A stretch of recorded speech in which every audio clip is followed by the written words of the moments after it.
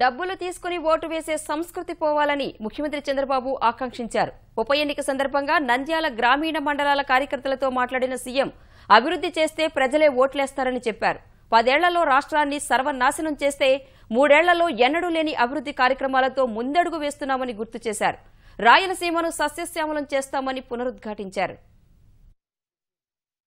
నేను ఎందుకని రాత్రి మూడులో పనిచేస్తున్నా? మీకు నా వల్ల లాభం పొందుతున్నారు. అందరూ పొందిన వాళ్ళు మళ్ళా ఓటేయాలి కదా. ఎవరి కోసం? నా కోసమా? నా కోసరం కాదు, మళ్ళా మీ భవిష్యత్తు కోసం. 10 ఏళ్ళు ఏమైంది? రాష్ట్రం సర్వనాశనం అయింది. అదే కానీ నేను ఉంటే ఇప్పుడు ఏ స్థాయికి వెళ్ళాడు అది ఆలోచించకుండా కులము, మతము, ప్రాంతము, లేకపోతే ఇంకోటో, లేకుంటే ఏదో ఇతరికి వేసేస్తే పోతుంది డబ్బులో.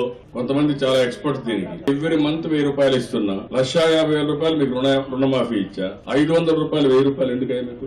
నేను చూసాను. అది ఏమొస్తుంది? మీ జీవితాన్ని మారుస్తుందా? మీ కష్టాలు తీరుస్తుందా? ఒక రోజు ఒక అవినీతి పరుడు కావాలంటే డబ్బులు సంపాదించి ఇస్తాడు, మళ్ళీ అవినీతి చేసుకుంటాడు. నేనేమో ఆలోచిస్తాను, నేను చేయాలని చేరేనా? 1000 రూపాయలు ఇవ్వలేనా మీకు? 5,000 రూపాయలు ఇవ్వలేనా ఓటుకి? ఎందుకు ఇవ్వాలని అడుగుతున్నా. అది ఎవరి డబ్బులు? అది మళ్ళీ ఎక్కడికి తేవాలి?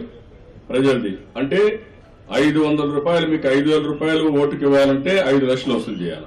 ఎందుకు ఆ దరిద్రం రాజకీయాలు ఎందుకని అడుగుతున్నాను? మళ్ళీ అలాంటి వ్యక్తులు మనకి అవసరమా అని అడుగుతున్నాను.